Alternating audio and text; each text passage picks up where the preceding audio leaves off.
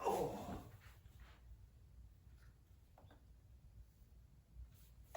All right. We are live with a very special guest, St. Teresa's all-time leading basketball scorer, two-time All-State. That's impressive. Professional basketball player, Missouri Valley Conference All-Defensive Team, also impressive. And our first professional athlete on the podcast. Yeah. Christian Williams.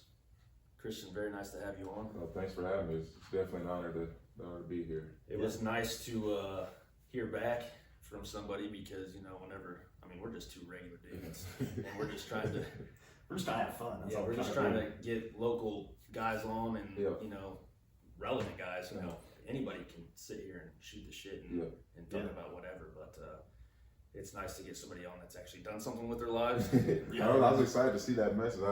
I don't really get on Twitter that much, and then if I don't follow anybody until they get hidden the message that you don't really see. So I opened it up and saw it. Of course, I would love to go on there. I haven't really talked basketball or anything around here in a while, so great opportunity to do so. And I went to Argentina, graduated Argentina. He went to Penn and graduated from there. Okay. So I've always had a thing about following guys from around here because we're from around here. We were both athletes, not nearly in your realm, but I've always been fascinated with guys from around here making it out and becoming something. And it really doesn't happen much. A lot of people just graduate high school and that's it. Just right. Go to work or just go to work. Right. Yeah. They have the potential and everything to go somewhere. It's just for some reason it doesn't happen. Decatur swallows them up. Yeah.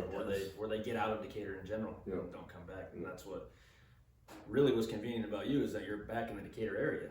Yeah. So, and then I got to talking to Tez about you, and he was saying that you guys were family, and I'm good friends with Jordan too, softly. Yep. So I worked with his dad before he retired too, and then Jason Anderson had nothing but good things to say about you. Does he have a son? He's got a son that he went to MacArthur, and he's playing. Oh, Jason Anderson. Okay, his son. Okay, his son goes to Parkland. And he just committed to Eastern. If you didn't know. Okay. So that's cool. I did not know that he committed. I saw that he had an offer from him, but I didn't know he committed. So I wanted to ask you about some of your offers whenever you were in high school. What was prepping like at St. Teresa? Like school wise, it was everything that I needed, whatnot to get me prepared, and then basketball wise, Coach Noonan did an unbelievable job. I've heard good things about Tom Noonan. Yeah, he's nothing but good. He's a great coach, and the whole staff is his brother was on the staff and everything. The whole staff is just phenomenal at basketball. They were just basketball junkies. All they did eat, sleep basketball, and honestly, a lot of the guys that played for him didn't really like his style or didn't really like how he coached because he coached at a college level pretty much. So if you really weren't up to speed or didn't know the language or anything, your ass probably wouldn't play. Exactly. Yeah. Well, that's kind of what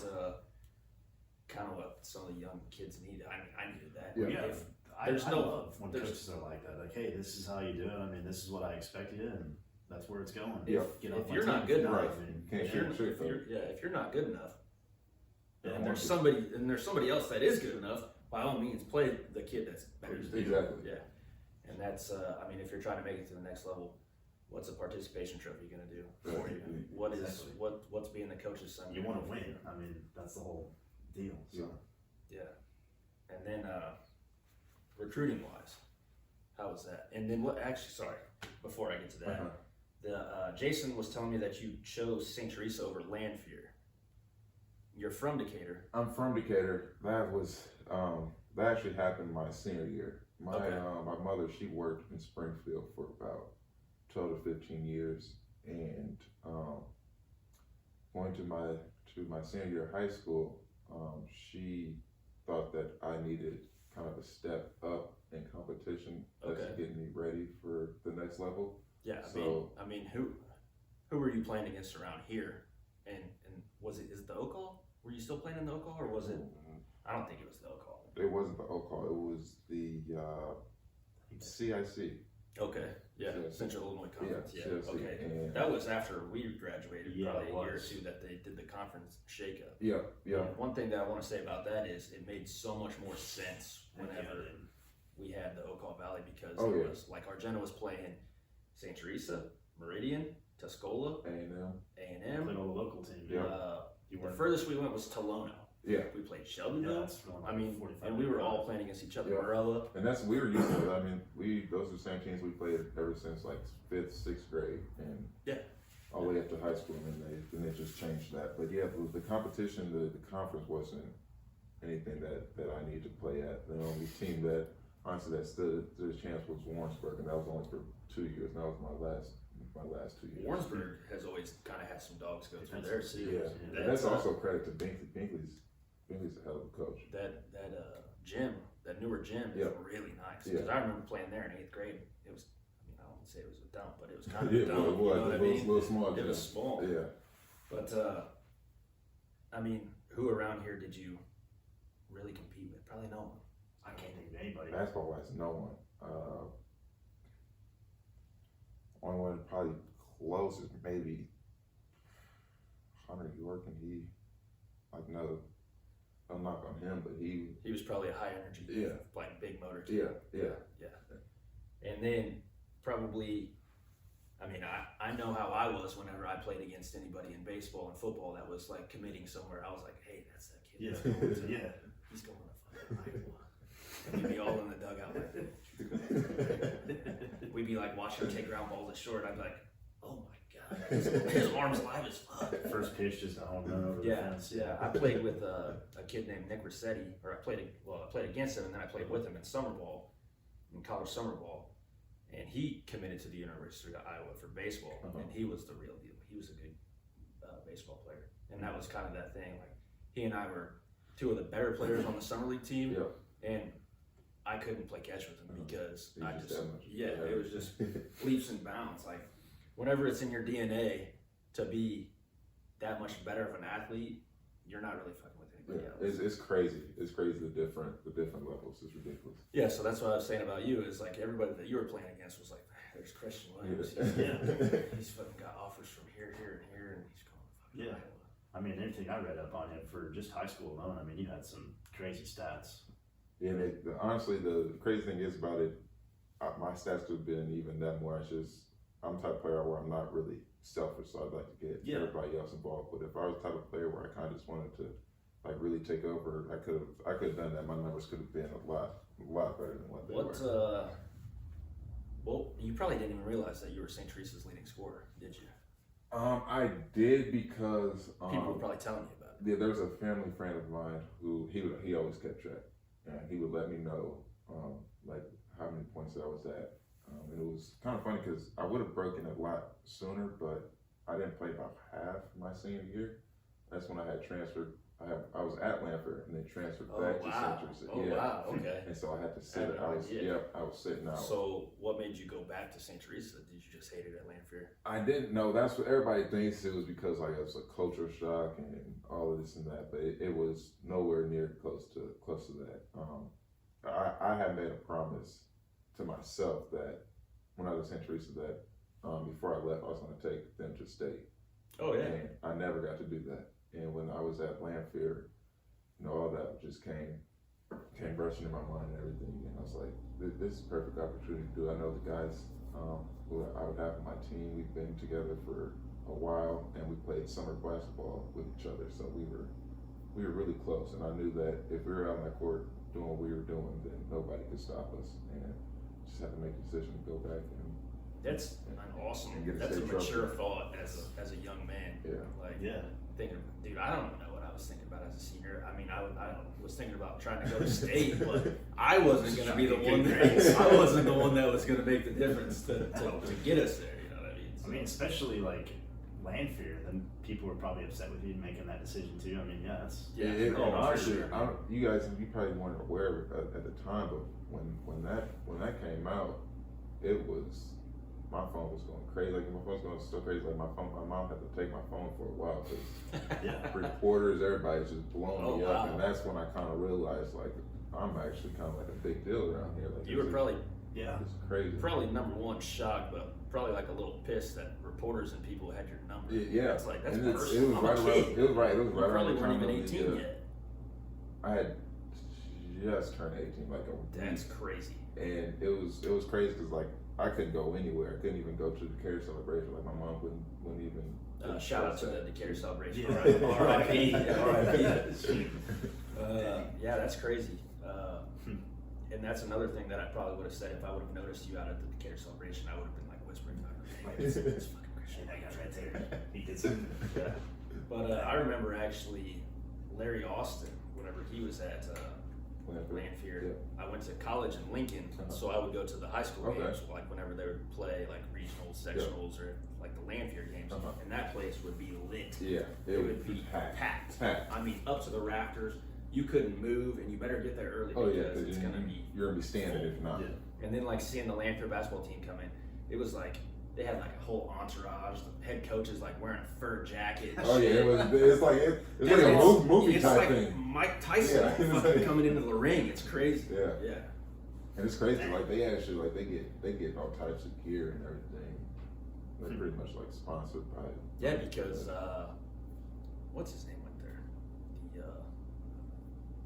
My dad Yeah, went there. Iguodala. Oh, Iguodala. Iguodala went Yeah, there. and your dad went there. My dad went there. Ed Morgan went there as well. Yeah, and the dude from Illinois. You want to say Dimitri McCamby? That's No. not it. But he did have a ball head. I couldn't even tell you. Richard McBride. Yeah, Rich McBride. Yeah, I mean, Lanphier's had some dudes come out. Yeah, there. some talent. They've had some talent. So on to the recruiting part. What was that like, and when did you start really like getting calls and emails and stuff like that? Recruiting was hectic, but it was also Sure. it was hectic, but it was fun at the same time. They can't contact you until like June. I think it's June 15th of your sophomore, going into your sophomore year. Dude, that's Still you're early. so It is. you're so I mean, young. It is, and I remember the very first. So I was going to that summer, going to my sophomore year. We had just took a trip to the University of Illinois, and we're at a team camp, and played 16 games there, and I went absolutely crazy. We won all 16, didn't lose a single game, and one of those nights when we were there, the following day was going to be the first day that coaches could call you and everything. So we get done playing all of our games, and the first coach that I talked to was Coach Gross. Yeah. So that itself was really cool, just to be from Illinois, hometown guy, and then going up there playing the team camp and being able to talk to him day one. All those cool facilities and Exactly. stuff like that. And then Probably got just getting gear all- and a bunch of other Yeah. dudes. And then like for just that, getting D1. all the calls in was just phenomenal. yeah. So who all did you get offers from? My first offer came from Illinois State. Okay. And I remember being in the car. We had just got done playing my last game at AAU, and I was driving back home. And I remember getting that phone call and just having that feeling like I just got my first D1 offer. Like that felt Yeah. great. Like That's it felt amazing. it felt real good. And My then work was paying off. right. And then after that, it just kind of kept pouring in. It was Bradley after that, and then Edwardsville. It was a lot of small schools. A lot of Missouri Valley. Yeah, they probably wanted to get to you early. Yeah, Tell you yeah, how they sweet did. life can be. Yeah, it's crazy to see the ripple effects. Like once Illinois State offered and that got out to the public, then that's when everything else kind of started to fall in line. Yeah. And then once the first Power 5 school was in contact with me and everybody kind of heard about that, then all the other schools were coming on board. So it was a crazy process, but it was definitely very fun. And who was the first Power 5 that offered you?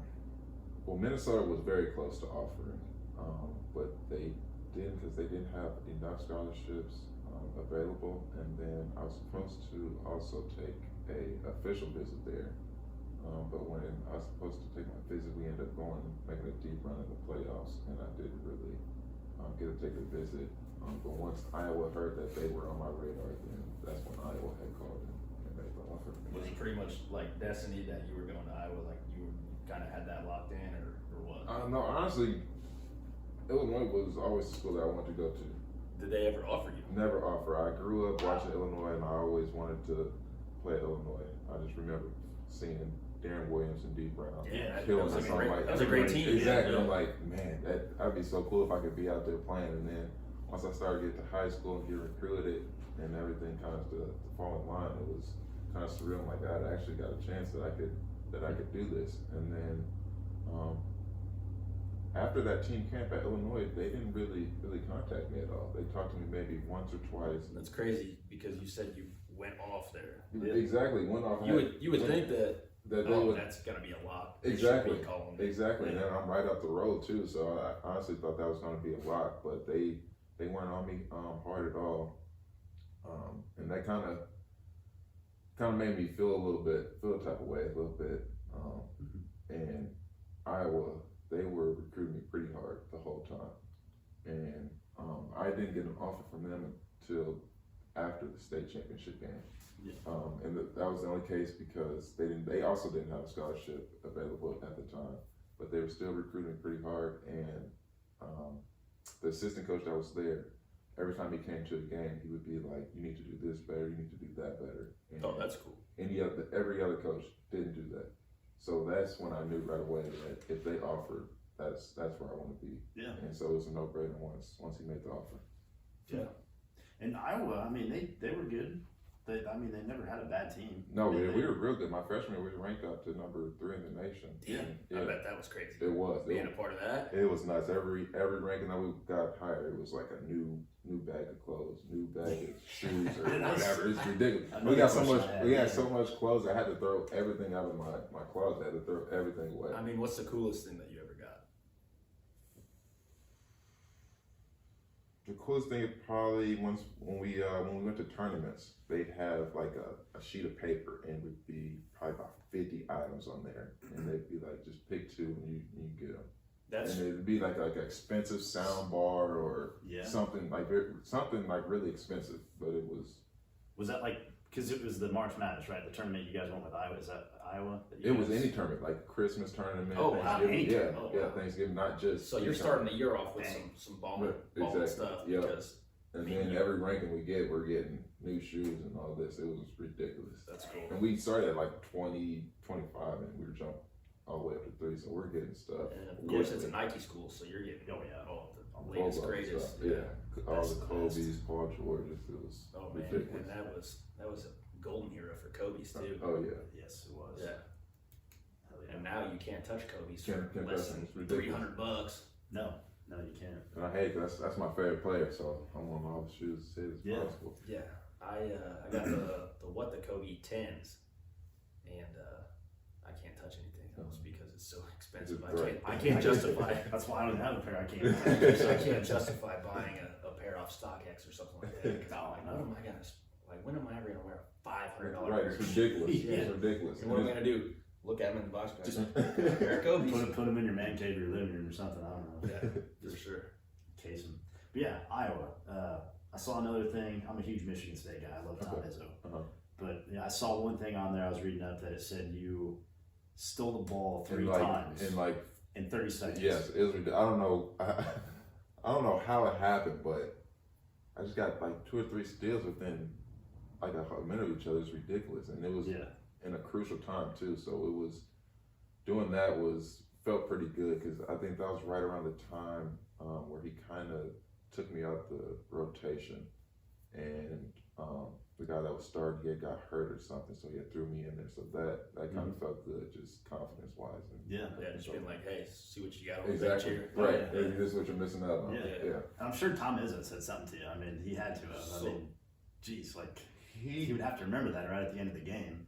I don't think he did. The only coach that I remember honestly giving me any type of praise was Tom Crean. Oh, Crean. Okay. Yeah. Indiana, right? Yep. Yeah. But that's also because they recruited me as well, and that was also another place that I was close to going to. Yeah, I mean Indiana's kind of they were college basketball. Yeah, blue. That would have been crazy as well. Just playing there at the arena. And what was Fred McCaffrey like? I have mixed feelings about him. I'm sure. During he left for a reason. Right, when I was there, I didn't really like him at all. But now I have time to kind of process everything and I matured a little You're bit. getting older too. Yeah, right. I kind of have a different feeling on it. The only thing I didn't really like was he didn't have any relationship with us outside of basketball. Yeah, Like outside of the games, that's weird. Exactly, outside of the games, outside of practice, nothing. Didn't really hear from him much. Because at the end of the day, you guys are kids. Yeah. I mean, you guys are figuring out how to do basketball, go to practice, go to class, fucking. You just graduated high school. I mean, Exactly. barely even had any kind of responsibility. You're figuring out who you are still. Yeah. I mean, Yeah. basketball is your job. You are away from home. Yeah. You don't have any friends probably other than like basketball team or and other Exactly. kids that you might know that go there. So I And mean, we had a big world. We had a good solid, I think, 5 seniors, and so that's another reason why I don't think really he didn't really pay attention to us that much because he kind of figured that the seniors would kind of handle everything. But I was used to having a really good relationship with Coach Noonan, so going there and not really being able to have that one-on-one with him was just not for me, and one of the reasons kind of steered me out of there. Yeah, it's nice to have that kind of just somebody telling you what to do. I mean, Counsel. he's your coach. You know, he should be some kind of friend, just a chaperone, not a chaperone, but Mentor. For yeah, sure. mentor. I mean, See, and I was getting a lot of that more from the coach who recruited me, which I loved, and I thank him for that. But I kind of wanted that from McCaffrey as well, and I didn't get that. Did you play there with Connor? So his freshman year, so he's honestly kind of one of the reasons why I left. So going into my junior year, that summer we had we went overseas, went to France, Germany, Italy, and Switzerland. And my foot was messed up and my hip was messed up, like real bad. And I was never the type to sit out anything. I never sat out game practice or anything, and I couldn't really do much. But when we went over there, that was the best basketball I've ever played. Best summer I had, and I was just absolutely killing it. And the trainer's like, when we get back to Iowa, we'll go to the doctor, get X-rays, see what's going on. Oh, so you were playing through it. I played through it. And you were playing your best ball. Playing my basketball. It was ridiculous. Yeah, it was ridiculous. And when we got back, got the X-rays, and it came out that I had a stress fracture in my foot, and then I tore my labrum in my hip. Ooh. Yeah. And once I found that out, the trainer was like, if you you need surgery, but we could possibly hold off until the end of the season. But he's like, it's up to you, and something that you want to process and everything. And he said that he had mentioned it to Coach and whatnot, but Coach McCaffrey didn't have any talk with me about anything. no guidance or No, nothing. Didn't ask if I wanted to have surgery or anything like that. He recruited you to exactly that. So that was like, if he's not worried about if I'm going to play this year or anything, then this is not the place for me. And on top of that, when we were practicing, he had me on the second team, but Connor, that was his year coming in, and that year Connor wasn't going to touch the floor at all because he was playing baseball. He had Connor backing up on the first team. So exactly. So when I saw that, I'm like, and we're at the same position. We're both playing point guard. So I was like, this isn't going to be it. And I knew that Patrick was going to be coming in after that as well. So I'm like, he's going to have both his sons here. This is just not. That's corny. Yeah, this is not for me. I might as well go take my 2 years somewhere else where I know that I'll be. I mean, it's even kind of corny in high school to have like the coach's son. Yeah. But and because they're usually the biggest quarterback or whatever. biggest. I guess kiss asses or get the most opportunity. Yeah. No knock on Connor or anything, but we're two different players, and he's not near capable of things that I could do out there on the floor. Yeah. You guys are two different bodies. Yeah. I mean, Connor McCaffrey's probably what 6'2", 6'2", if that. Yeah, and you're a 6'6" point guard. That's a big point guard. Yeah. And it was kind of crazy because Coach's whole thing, he was preaching defense. And I was the best defensive guy on the team. So kind of proofs in the pudding. Since you went to Indiana State. It didn't make any sense to me. I mean, all you do, all your highlights, just stealing, dunking, that was shooting threes. That was one of the things, the first YouTube video I watched, your first mixtape that I came across was you at Indiana State, and it was like back to back to back to back clip of you poking the ball, and it would be like that. It'd be the same game, and you run down. And it's crazy because that's been my MO my whole career, and it's just so crazy how it's like people, you would think that teams would pick up on that and just be mindful of that, but it's just keep crazy the ball how away from you. right. It's crazy how many steals I get a game. It's ridiculous. Yeah. So you said that you really kind of knew you were somebody your sophomore year, early sophomore year. A little bit. I honestly didn't know that I was like really, really good until me and my mom both had the same moment. It was Bruce Weber. He had came to St. T. This when he's at K-State. He came. He himself. He came all the way from Kansas State just to come to St. T and talk to me. And once that happened, after that conversation, like me and my mom both were like, okay. This is real good. Let's buckle down and get this done. And that was, I think, my junior year, my junior year. So that kind of goes back to what Jason Anderson was saying about you, is that you're just a good kid. Like, you don't even, like, you're probably the best basketball player, definitely statistically, to ever go to St. Teresa. Yep. And then you don't even realize it until you're junior. Right. Dude, I was the type of athlete that was like, if I did anything good, like I kind of left my body for a second. I was like, wow, that was really good. Yeah. And then I'd come home and my dad would be like, oh, you still struck out 3 times. You still suck, but like you're not as sucky as you were last year. So I do one good thing. I'm like, I'm kind of the man.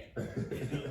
And you were the man this whole time and didn't even realize it. That's just, I mean, I guess that kind of goes to show like the difference between somebody who has it and doesn't even realize it, and then somebody who wants it really bad but just can't have it. Yeah. Exactly. I mean, there's nothing wrong with that. Mm-hmm. So you were playing basketball pretty much all the way up, or did you kind of start a certain age, or I mean, can you even... Fourth grade was my Fourth grade? Yeah. No, third grade. Third grade my first year. I played football before that. I started football at 5. And did you play football at St. Teresa as well? Yeah, I honestly was better at football than I was basketball. I Really? chose basketball because my mom kind of wanted me to play that a bit more. So I was like, okay, I'll stick with this. So did you quit playing football then? Whenever you just focused on basketball? I played up all the way until my junior year. I couldn't play. When I had transfer, I couldn't play that whole season senior year. So that's the only reason why I didn't play, because I was sitting out.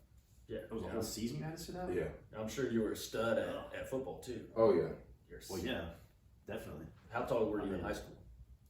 So going into, I was only 5'9", and then I started growing freshman year. So starting freshman year, I was 6'1", sophomore year 6'3", junior year 6'5", and then went up from there. So your mom Six, was probably cursing you under her breath. 'Cause Oh she yeah, couldn't buying, keep food in oh the yeah, house. Yeah. food, and clothes, yeah. right, shoes, right. Yeah. Shoes were ridiculous. Couldn't even go to the store and pick up shoes. I had to order everything online. It was nuts. Yeah. The worst part of all, I think, probably is my knees. Like waking up, knees on fire. Oh, I'm sure. Oh, it was awful. Tall guys always back problems, knee problems. Yep. Yeah. Dang. So Yeah, college. I guess we could go back to Indiana State. We didn't really... yeah. Kinda, So yeah. obviously, I mean, you kind of answered one of my questions. The ultimate reason that you chose to go to Indiana State was basically that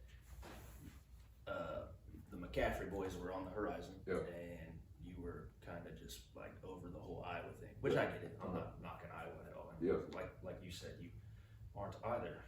But it seemed like they just kind of let you be you at Indiana State. They did, and honestly, kind of wish they would have let me be myself a little bit more, because I think that kind of just would have helped our team out all around. But he didn't have any restrictions on me in terms of shooting the basketball or anything offensively, and that was my biggest issue at Iowa. Like every time I would shoot the ball or something, I kind of look over and he'd be mad. Or one of mine, I had a really good close teammate of mine, and like he would tell me some stuff that like coach was kind of whispering on the sideline. So as I was Talking shit. yeah, and so that kind of just messed up my confidence all across the board. So I had to being figure out that a young, place. I mean, even at our age now. Yeah. They still If will anybody mess up says anything about the way that I work, I'm like, say something to me then, Right. please. Exactly. Right. I mean, And like he would Great get mad, issue. right? And he would get mad at me for mistakes, and that he wouldn't get mad at with Jordan Bohannon. Like Jordan would do all types of mistakes and everything, he wouldn't say anything. But as soon as I make a mistake, he jumped my case, and it was. But Jordan Bohannon was probably the type of dude that was like everybody's talking about him. So Right. they didn't let Christian Williams turn into a Jordan Bohannon because everybody was already talking about Jordan Bohannon. Yeah, and we knew we honestly had a conversation my freshman year, like as a team, but like we kind of knew what was going to go on because we knew Jordan was from Iowa. He's Mr. Basketball at Iowa. His dad went to Iowa. He's a quarterback there, and they feed money into the program. So we always we knew how that was going to go.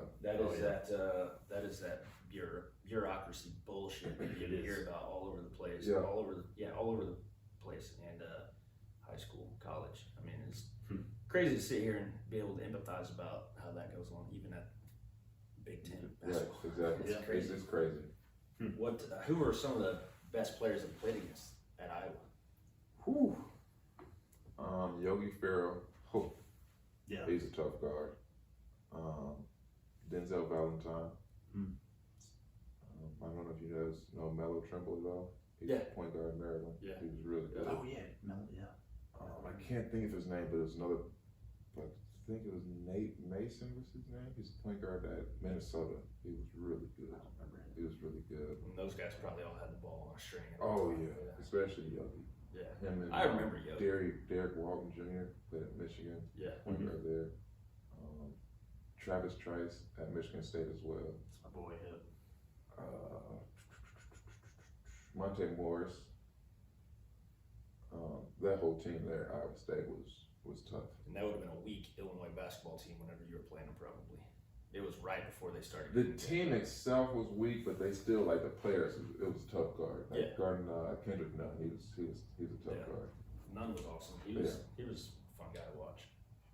Yeah, I mean, even like when you said John Gross, I mean, it makes sense that he's not there at Iowa or Illinois anymore. Yeah, he didn't recruit you. You kind of talked to Bramley about that. He's friends with a guy that has an Illini basketball podcast. Okay. And he was on ours.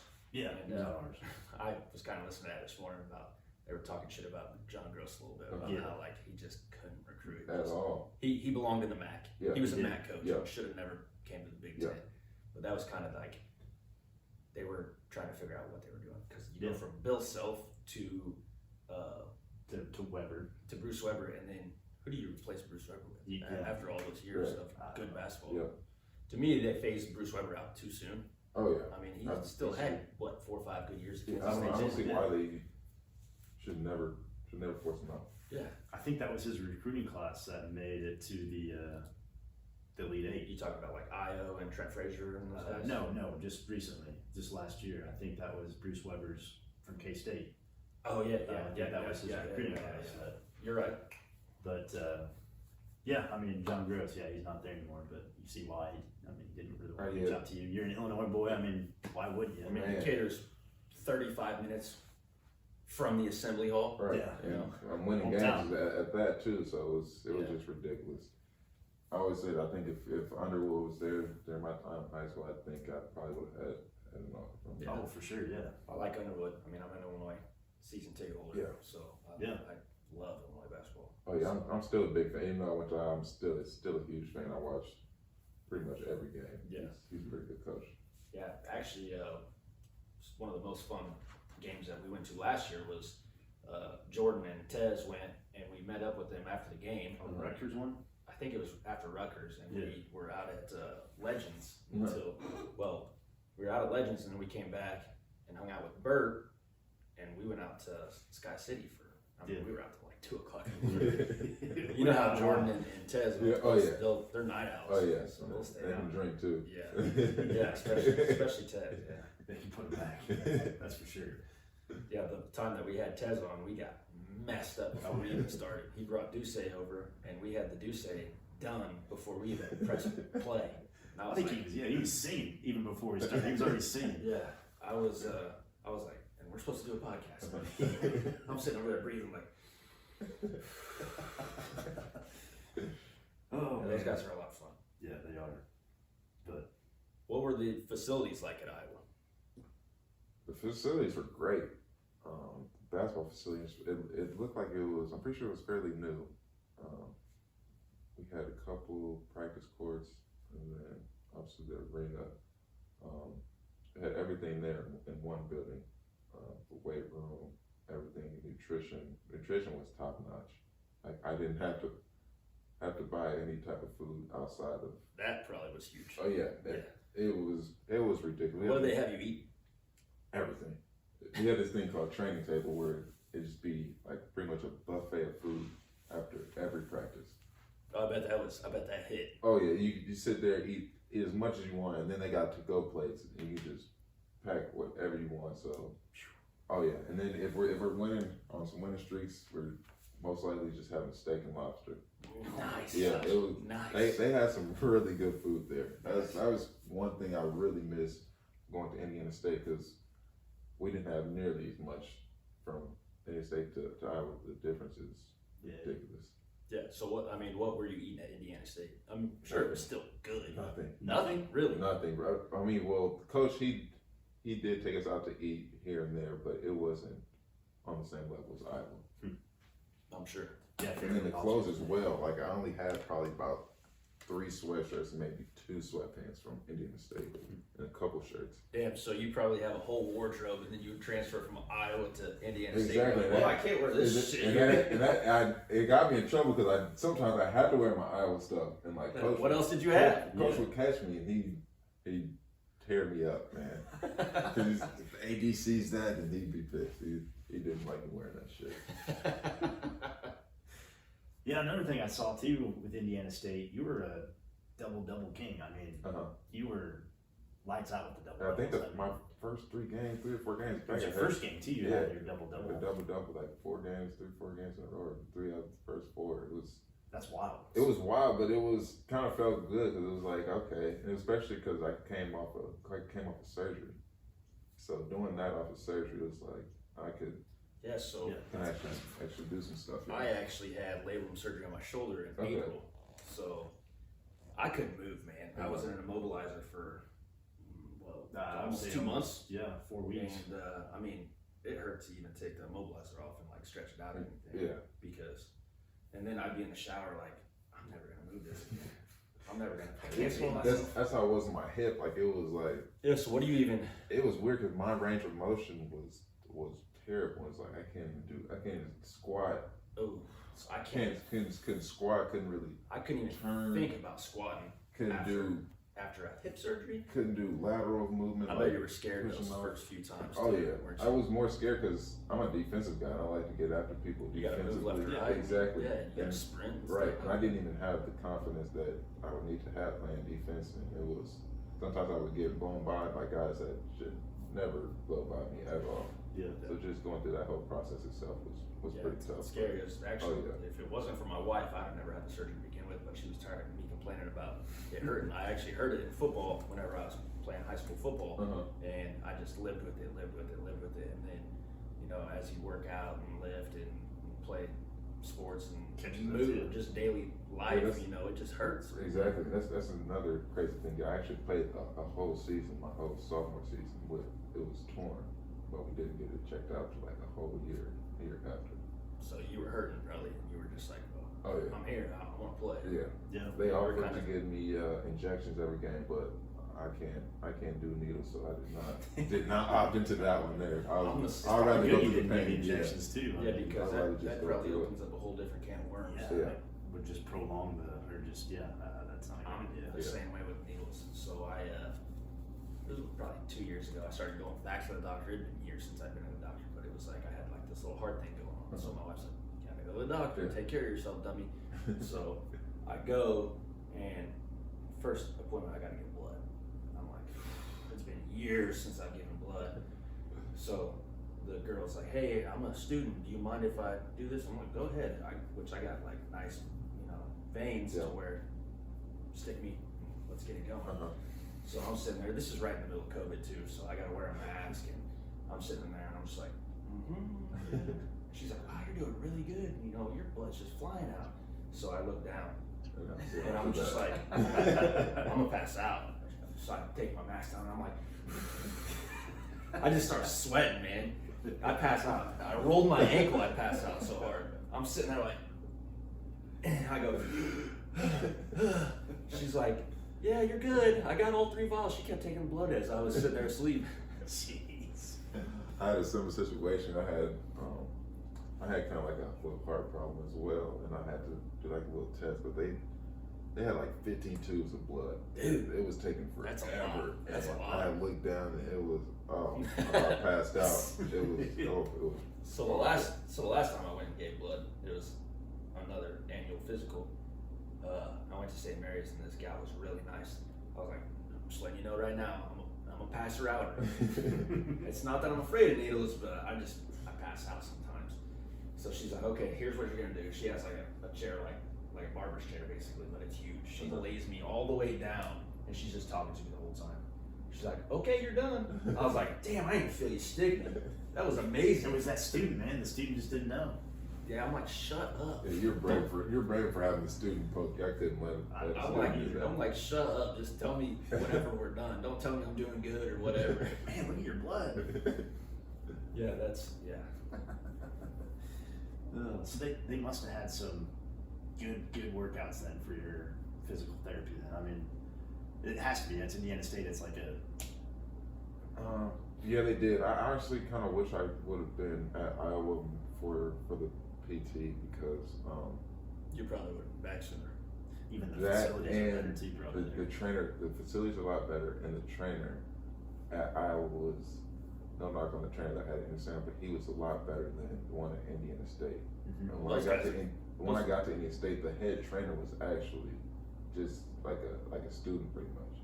So okay. Just freshly on Yeah, the and then scene. whenever you get to like Big Ten schools, these guys are probably like doctors. Oh, Exactly. Oh, And it was right. kind of like I was kind of helping him out at the same time he's helping me out. Like I'm telling him, like with the trainer I had at Iowa, like he would be able to find the problem himself.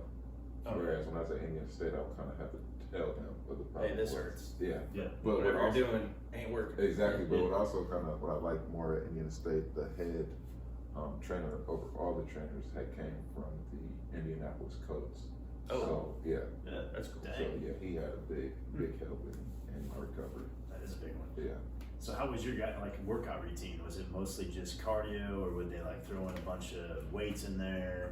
When I was going through rehab, Just in general. I mean, not rehab. in general, Just like a team workout or whatever. yeah. At Iowa, it honestly wasn't as intense as I thought it was going to be. Mhm. Like the program was phenomenal. And to get us ready for the season, they had this group came in called the program. It was 2 military guys.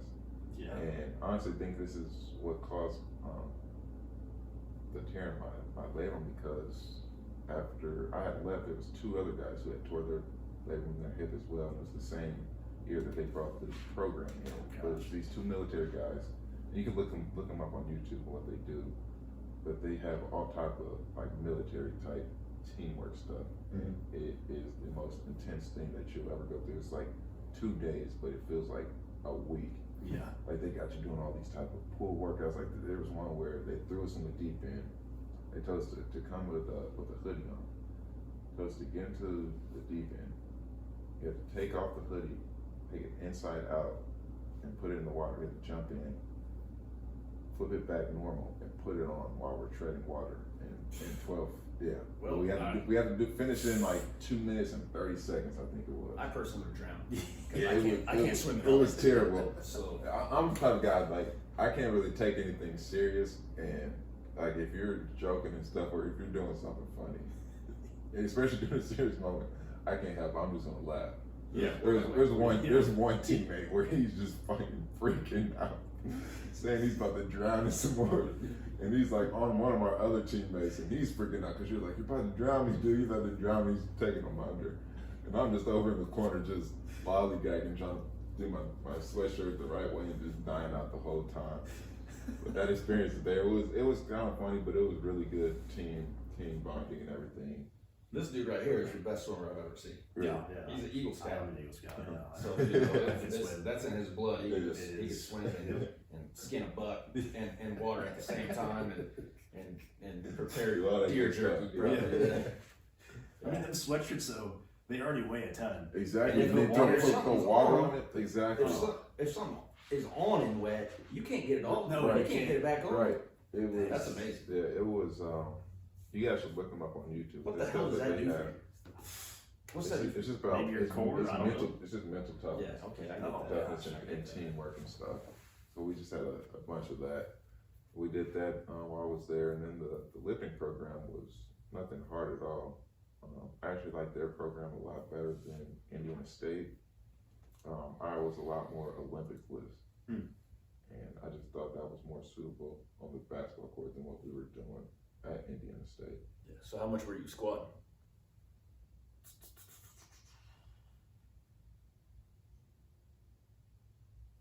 At Indiana, I squatted more at Iowa, and I can't remember what I was squatting there. It was so that long much. ago. It was too much. It wasn't that much, but it was a good number. But we did more front squat at Indiana State than back squat. I don't think we ever did back safer, squat. isn't it? Yeah. Front squatting. We did Yes, front it is. squat and deadlifts a lot more at that. Yeah, I never could really get into front squatting. I probably should have because I messed up my back so many times doing back Yeah, squats. But I love deadlifting. I Yeah. like squatting too I because absolutely, I love deadlifting. it's such a I good love it. workout. Yeah. You feel like a superhuman. Right. Yeah. You feel like you jump out the gym. Yeah. You know, I walked into the disc whenever I worked out there, and Denham Cook was in there, Oh, he's a barefooted, tank. and he's like He's a tank. for reps squatting like 450. Just, I'm just like, sheer squat my max. Yeah.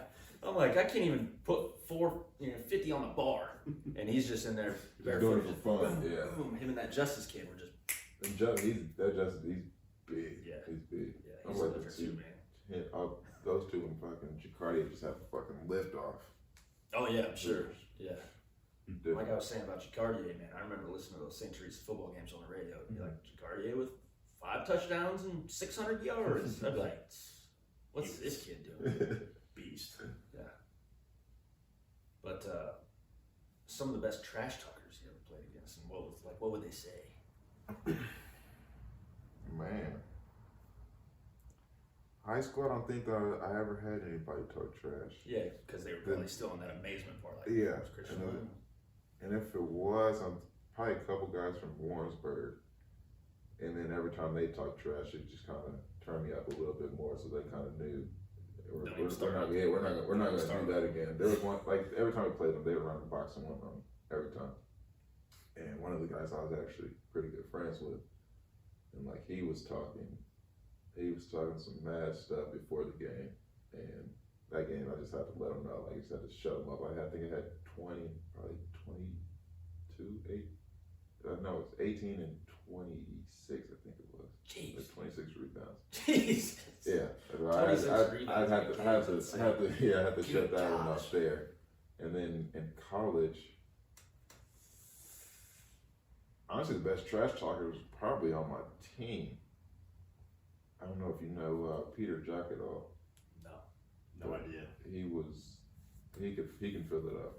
He's playing over in France right now, but he probably have 30, 35 every practice, and he's just letting you have it. And he honestly, I credit him for me being as good as I am defensive, because he was the one I was guarding pretty much every day my freshman year. So it was nice to get my. So he was an upperclassman. Yeah, he was a junior. Yeah, so he was letting you have it probably. Oh, yeah. And probably having fun doing it. Oh too. yeah, it was. So that's why you're the Steel King. Right. Jeez. Yeah, so I think I read most recently you were playing in Ireland. Yep, I was playing. What's that like, man? That's way different than It here. was, it was nice. Before that, actually, I graduated in 2020, and I was actually supposed to play in the summer league in Vegas, but that's right when COVID had hit, so they had shut that Man. down. Yeah, and so I had to go over to Luxembourg. Went over there, only played 3 games, then they sent me back because COVID got really bad over there.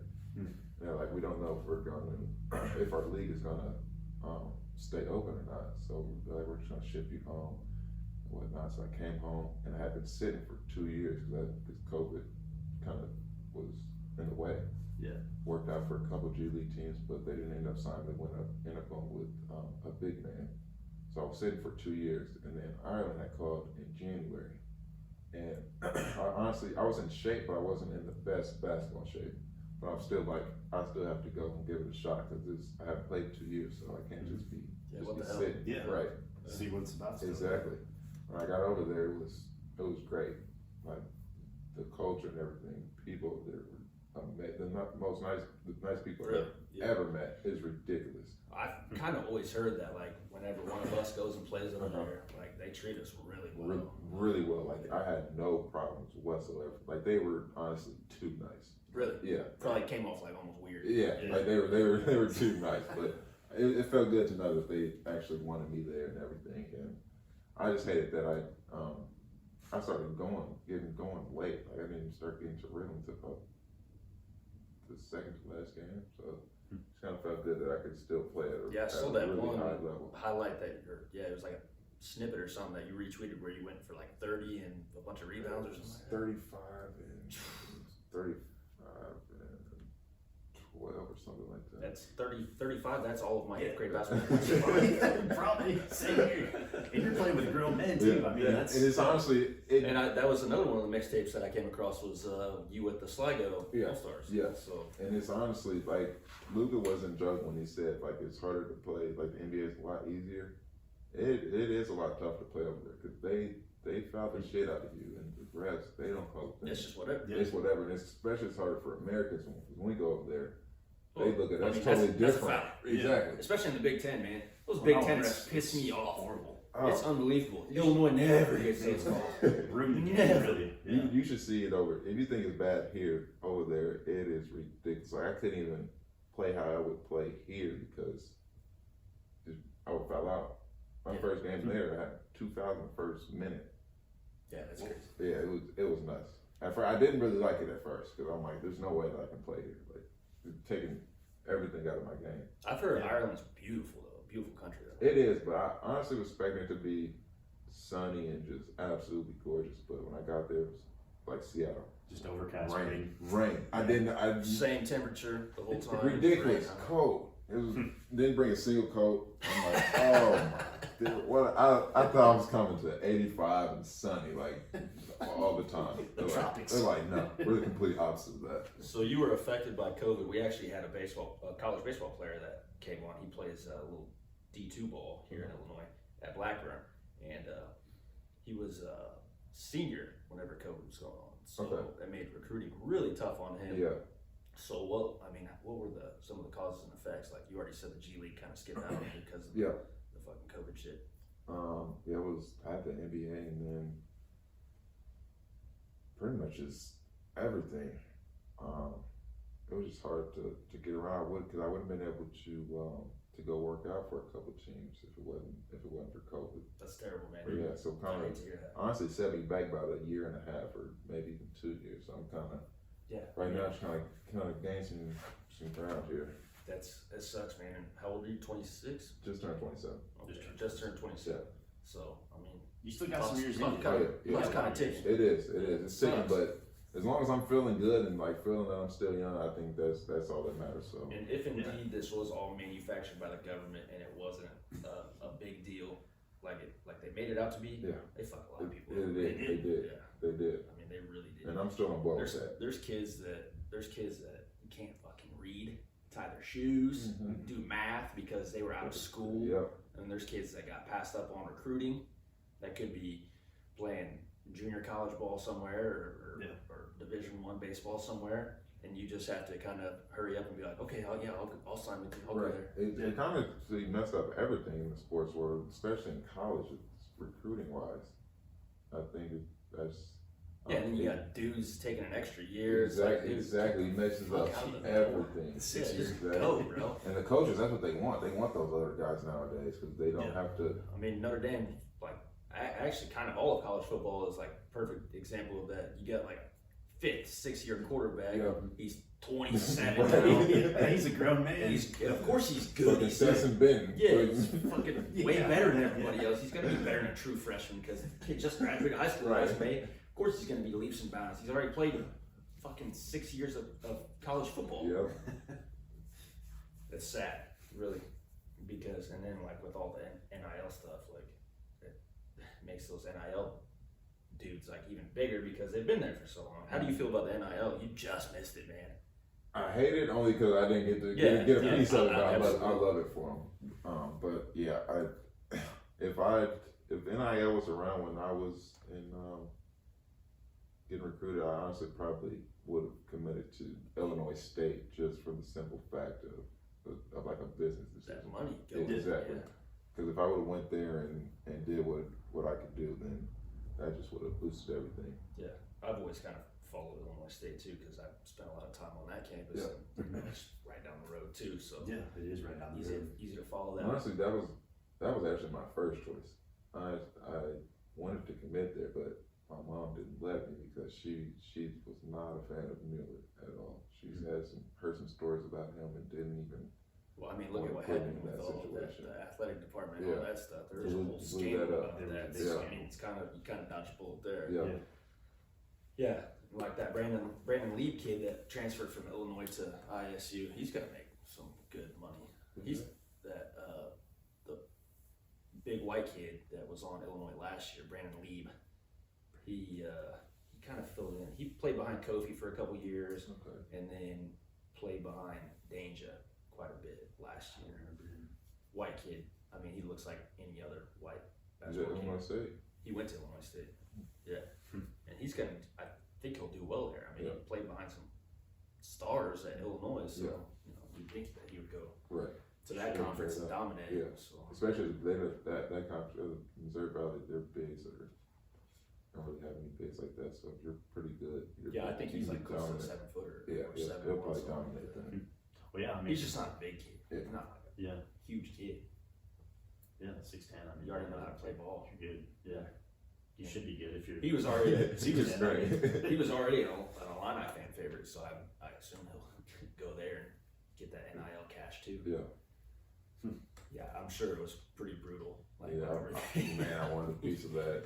I mean, I wouldn't have no problem staying in college for as long as I did. I can't sit here and put a dollar amount on what these guys are making, but any money's probably good money whenever it's coming in. I mean, if you're that young and you're fucking basketball's your job. It just came out. I mean, who was it? Caleb Williams was saying he should stay at USC because he'd make more money at Same USC with, than he would. Yeah. Same with Shedeur Sanders. Yeah, he's making like his mini millions is like absurd. How much it's crazy. Yeah.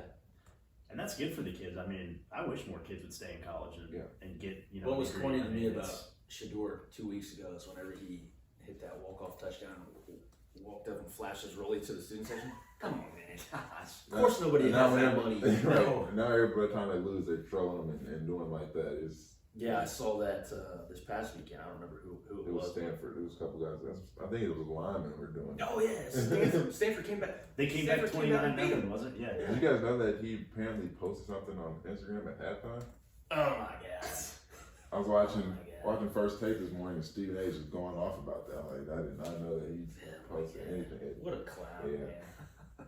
So I'm sure his dad probably tore him a new ass, too, because Dion does not play. Yeah, he did not play any of that. Especially with it being his sons. I mean, if he's winning, he don't care. Right, but then you do that and take the L.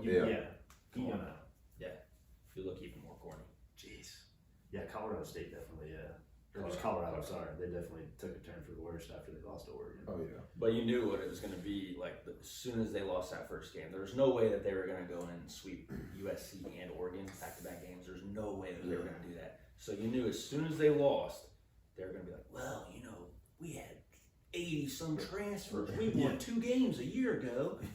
So, of course, it was going to be like that. And then whenever they were dominating bums, I'm like, they're bums, man. Yeah. Of course. Right, even TCU's not even. Not like they were last year. Right. Yeah, I mean, I was actually at the TCU West Virginia game at the beginning of the month. And, TCU last year, Max Duggan was a stud. They were good. They just don't have like that game changer quarterback or running back. Like they couldn't move the ball whenever I was there. Beautiful stadium and everything. Yeah. Like that's that big college football environment, like even that you don't get at like Memorial Stadium or something like that. But it was pretty cool. What were college football games like at Iowa? I'm sure you went to some of them, right? Yeah, I only pretty much went to like the big ones. Oh yeah, but Iowa football was good back, 15, 16 anyway. So actually, that my freshman year was. That would have been Kittle times, right? Yeah. George Kittle was that freshman year. It was it was campus was on fire. Because like I said, we were up to number 3 in the nation, and then that was the same year the football team they went undefeated and went to the Big Ten championship. Yeah. So the buzz on campus was. I bet there was always something popping on Fridays and Saturdays. Ridiculous. Probably any night of the week, really. Yeah, College, it was ridiculous, and I just remember when they played the Big Ten championship at one of the popular bars, and like the biggest one, they actually had the game on the projector, and so it was just absolutely crazy. It was probably elbow to elbow. Oh yeah, and then going to the game itself was crazy. I think the best game that I probably saw was when Penn State came and Saquon was there. Man, He just highlight. So was that Saquon and Kittle on the same field? Saquon, Kittle, and C.J. Beathard as well. Yeah, Beathard was pretty solid there. Yeah, I mean, he good. played pretty well in San Francisco. Yeah. Yeah. It's crazy how many good players come from the Big Ten, but the Big Ten just can never win. Right, championship is ridiculous. Yeah, it's ridiculous. Yeah, I mean, even Michigan this year. Yeah, I don't know what they'll do. They'll get exposed at some point. They will when they play Ohio State. This weekend is going to be awesome. It's Penn State, Ohio State. That'll be Very good. much that Yeah, game. Yes. that'll be good. It's going to be good. I was thinking it was this past weekend for whatever reason. I looked up Penn State and they were playing UMass and beat them like 60-0 or something. But I'm like, that just funded UMass's entire football. Yeah. They probably got like $300,000 just to play. You guys The probably best is when you can win those games. You beat them and you get some good chunk of change. Yeah, for sure. Like Marshall beat Notre Dame last year at Notre Dame. That's embarrassing. Yeah. It is embarrassing. But funded Marshall's football program. Yeah. And Marshall actually ended up being pretty good last year. So So that I'm offense rooting for transfer. him. That transfer portal's crazy, man. I'm sure it was it just Indiana State was on your radar, or did you have like several options? Indiana State. I honestly wanted to go to, like I said before I even committed to Iowa, I wanted to go to Illinois State, and then when I transferred, I had contacted them, but Coach Miller, he's kind of a bitter guy. He didn't even respond to me after, like once I put in my name in the transfer portal. So it was kind of like, you didn't want to come here the first time, then we're going to take you. Why treat a kid like this? Yeah. It's gonna make your program better. Right. And it was Whatever. Indiana State, Minnesota, Mizzou, Oh, Mizzou would have been cool. and I was honestly really looking at Georgia Tech and Syracuse. What was your draw to Georgia Tech? Just playing in the ACC, honestly, and they weren't really that good. Syracuse, they're ACC as well, right? Yeah. Syracuse has always had some dogs. Yeah. In basketball. Yeah. Jim Boeheim. And what drew me to Syracuse was that zone. Their defense is crazy. I was picturing myself at the top of that, just getting a boatload of steals. Yeah. And orange, man. Who doesn't like wearing orange? Yeah. That's my favorite. Carmel Anthony. Orange. I mean, jeez. Yeah. Yeah, but just came out of Indiana State because they were one of the first schools to recruit me in high school.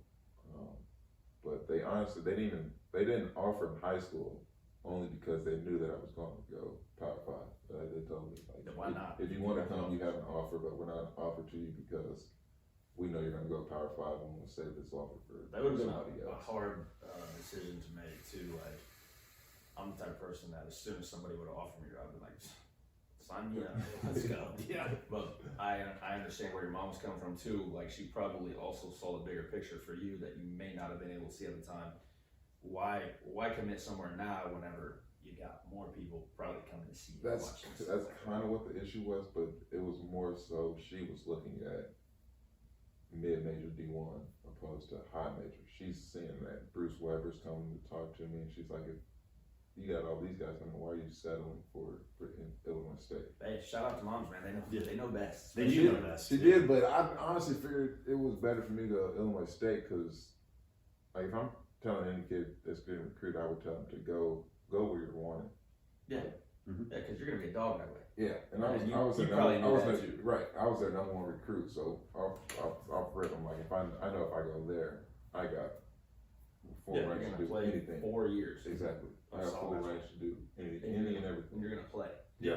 That's kind of what Starting, everybody said about you before I talked to you was that like they wouldn't let you beat you. Yeah. You weren't getting the minutes, which I get it Yeah. because whenever you are Christian Williams at St. Teresa, you go to Iowa and everybody's Christian Williams. Yeah. And everybody you're playing is Christian Williams. Exactly. Or better. Yep.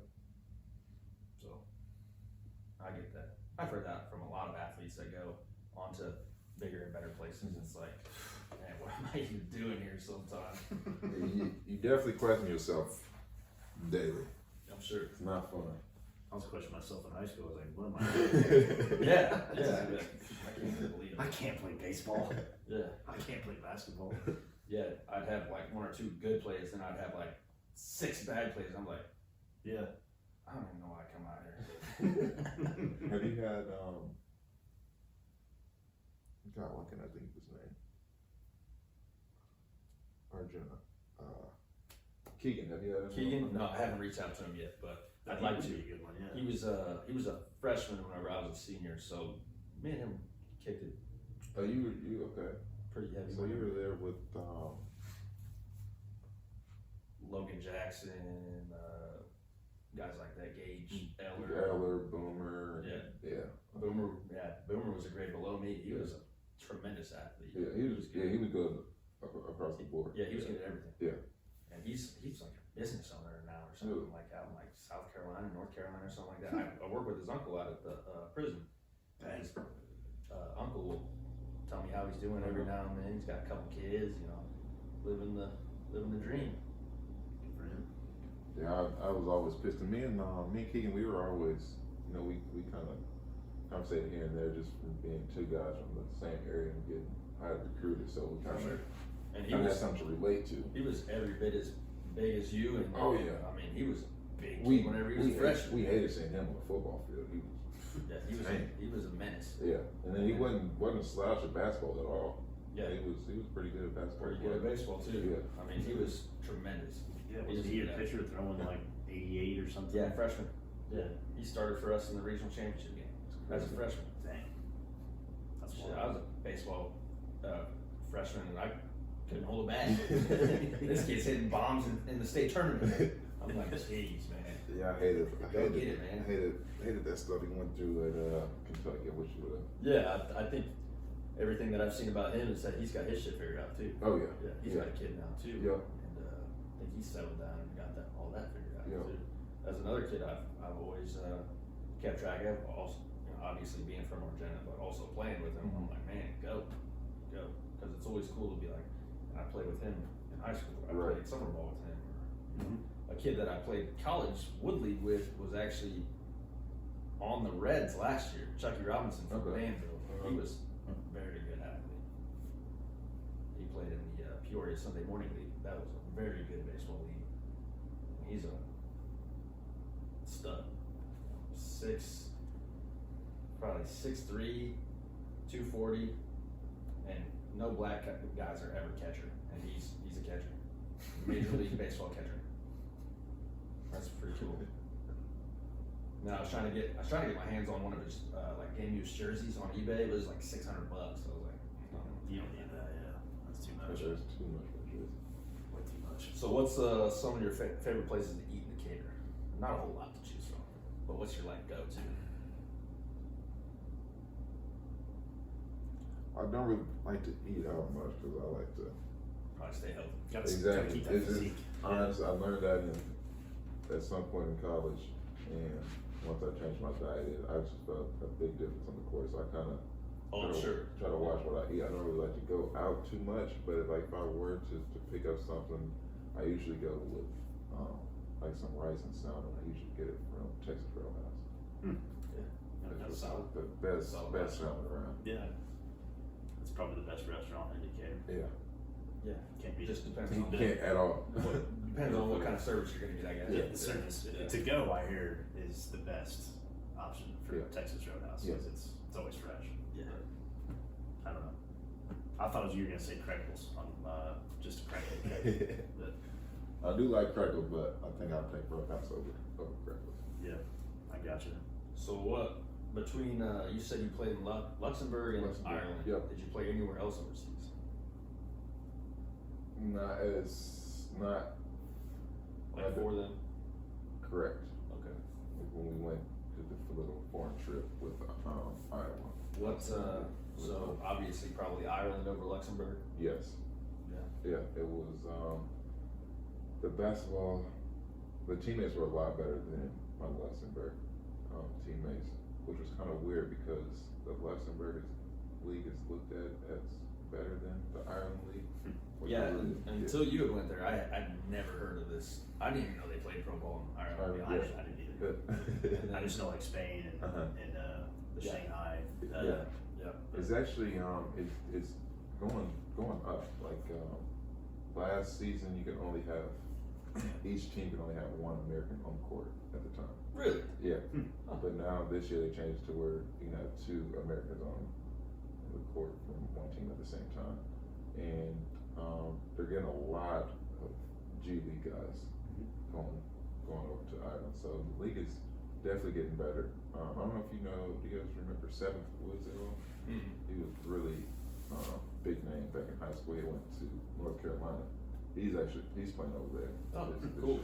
Yeah, I'm sure it helps those leagues to get guys like that. Yeah. They're gonna be like, I wonder what 7th Williams is up to. Right. I'm gonna go. 7th Woods is up to now. I'm gonna look him up and he's playing in Ireland. I'm gonna tune into this a couple times a week. Yeah.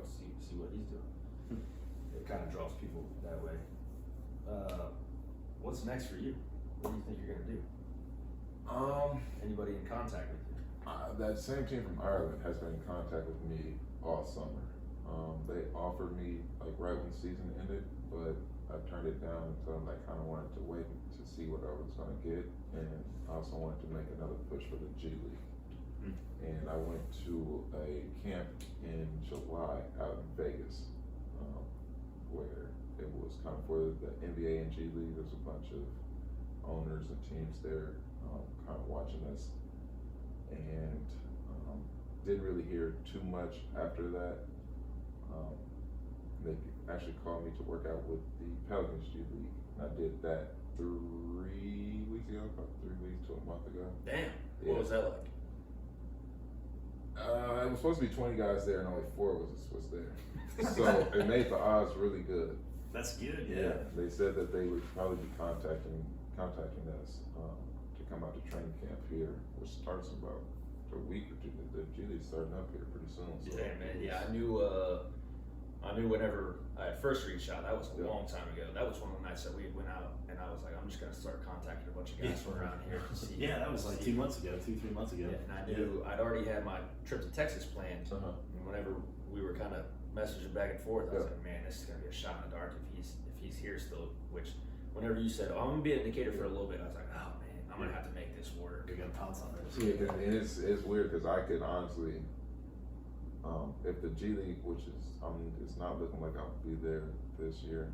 I'll probably have to go back overseas. So if I go back overseas, I can honestly, it's one of those situations where one night I'm sleeping, the next morning they say, all right, pack up your flight's tomorrow. So damn. Yeah. What's that flight like? You got a lot of connecting flights, or you just straight shot? When I went to Luxembourg, I think I had like 3 connecting flights. That was a terrible trip. It was like 17-hour flight. You probably have to go to London It was to ridiculous. connect. Yeah. Yeah, that's why I went to UK to connect, and then went to. So it was only one connection. So it wasn't. Ireland was a lot better than Luxembourg.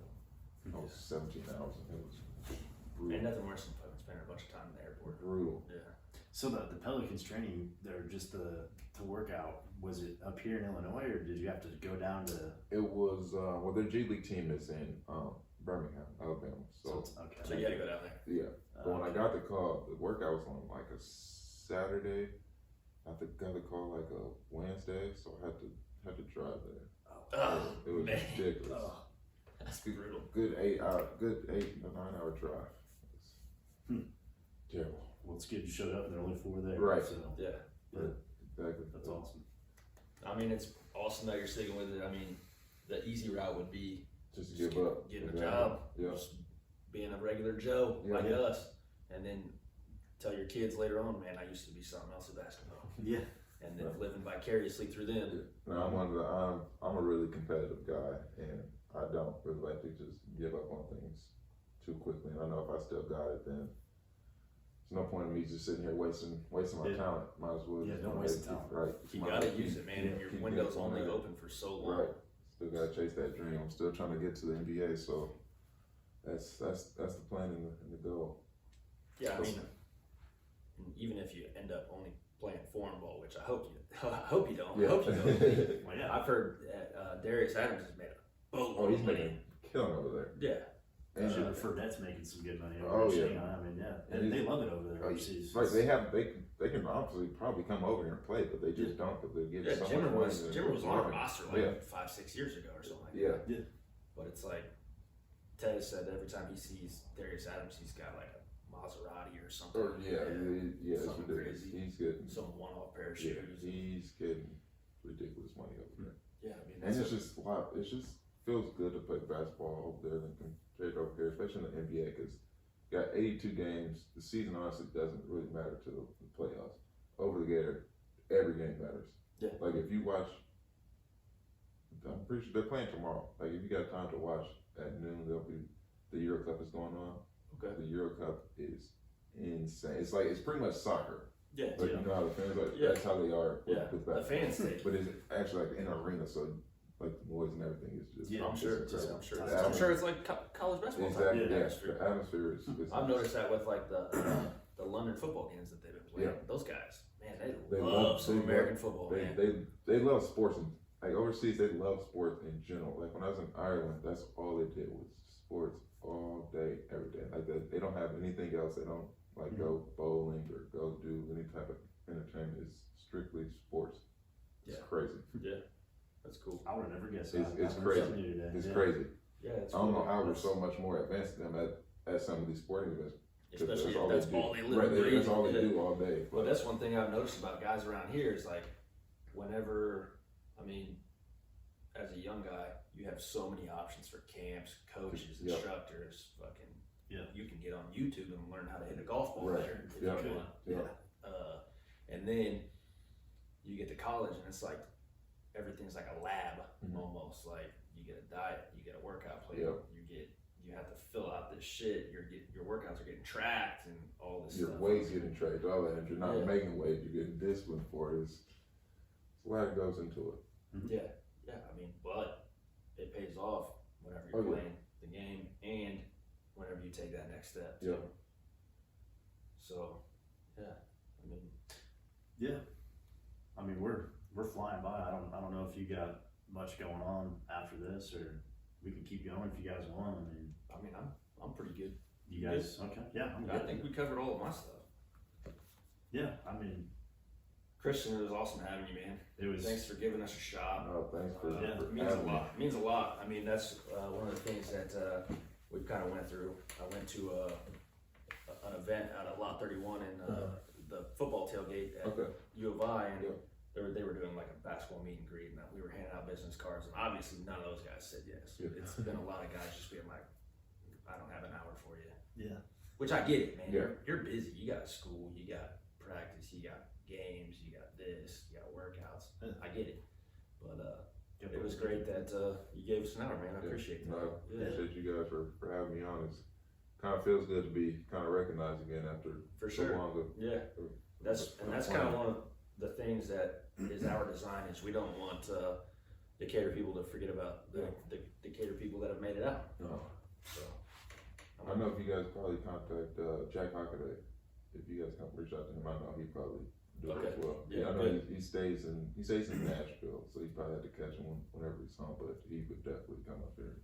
yeah, we're that was He's one a of the good things guy. we got a hold of, or I got a hold of Dakota Getz too. Okay. And I was like, man, before we started, I was like, I'm gonna have to make a disclaimer and say this is not an Iowa podcast because we got all these Iowa guys going on. So, yeah. No, You also been at Illinois. That's all I know. yeah. Yeah. So, Yeah, beautiful. Christian, thanks for coming on. Awesome episode 27. We will put this out later in the week. It's great meeting you, man. Yeah. Nice to meet you guys as well. Awesome to pick your brain about college basketball, but yeah, that's it. I appreciate it. You mind if we take a picture? Nope. For the gram, hit us with a like a retweet or something on your socials too. Oh, yeah. That'd be awesome. Every little thing like that helps, man. Like the Sligo jacket too, man. They had some decent gear. They had gave me a pretty big coat too. And Tossing that.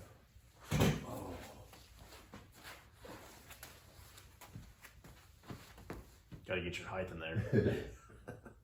Thanks, man. Yeah, no problem. Yeah. Thanks for having Great me. meeting you. Yeah, great meeting. Yeah. This should do us really well. If you got a meeting, you have contact with anybody else. I got your number now. You got my number. Yeah, no problem. Reaching out to anybody. That's one of the things that we definitely